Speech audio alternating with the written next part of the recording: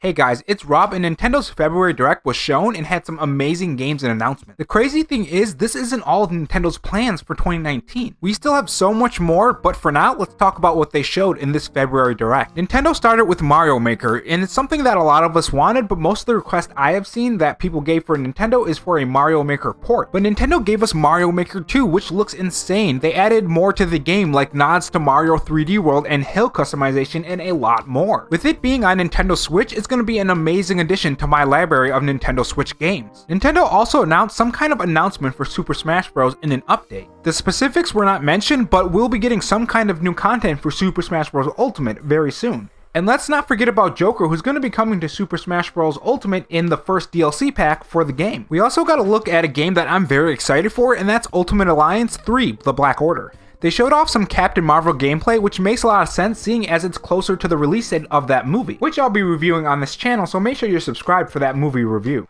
One thing that I noticed about this gameplay for Marvel's Alliance 3 is how co-op centric this game is, which is present throughout all these games shown in this Direct. The Direct moved on to some smaller announcements with Box Girl and Box Boy, an indie game that doesn't look like my cup of tea, but I'm sure a lot of people are excited for this game. And they also added Toad Treasure Tracker DLC in this announcement, which will be the first one, and the others will be available later down the line. Now, third-party support was also in this Direct, which a lot of these games looked exciting: Assassin's Creed, Hellblade, and a lot more. One thing I did notice in these third-party games is that the frame rate in some of these games are not that good, especially Assassin's Creed and Dead by Daylight. It was stuttery and very choppy, which makes sense because it's on the Switch and the Switch isn't as powerful, but that is really actually no excuse seeing as we have games that have played on the Switch very well, like Warframe. They also announced Dragon Quest Builder, which looks very fun. They added cool things like a retro map, gliding, and even something that's very basic that wasn't in the first Dragon Quest Builders, which is running. Another cool thing that they add is that if you have Dragon Quest Builders on your Switch, when you have Dragon Quest Builders 2 in the Nintendo Switch,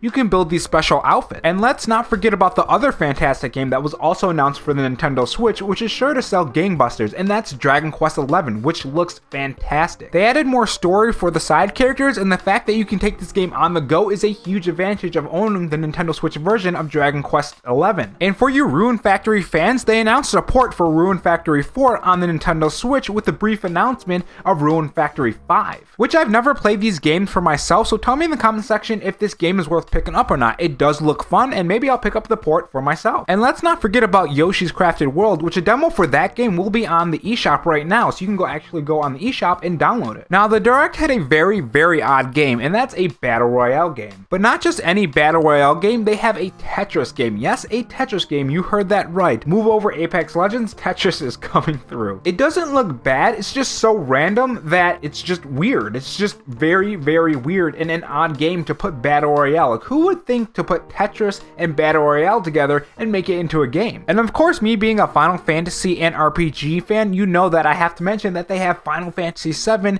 Chocobo Mystery Dungeon, and Final Fantasy IX on the Switch now, which 7 and 9 are already available on the Nintendo Switch. Two new IPs were also announced from Square Enix and Platinum Games. Both look insanely good, especially the Square Enix game. If it's as good as Octopath Travelers, I'm sure it's gonna be a huge hit, just like Octopath Travelers was on the Nintendo Switch when it was released. Now for the final and tried and true game that blew my socks off and blew everyone else's socks off, and that's Zelda Link's Awakening, which looks so good. This game is an instant buy for me, and the way they animated that intro, I wouldn't mind a movie in that kind of style actually. This game actually reminds me of Yoshi's Crafted World with the textures they're using. The sort of realistic but not realistic textures at the same time gives the game a fantastic look. I also love the look of Link in this game. It's simple yet amazing, and it works for the art style they're going with. Overall, this Direct was amazing, and like I said in the beginning, this isn't their whole lineup for 2019. They still have other things that they have to announce and show off. I can't wait for 2019 as a Switch owner and a Nintendo fan. Tell me your favorite reveals and what you're excited for the Nintendo Switch in 2019, and if you enjoyed this video, subscribe to the channel and leave a like. It helps the video reach more people when you do. And as always, have a good one.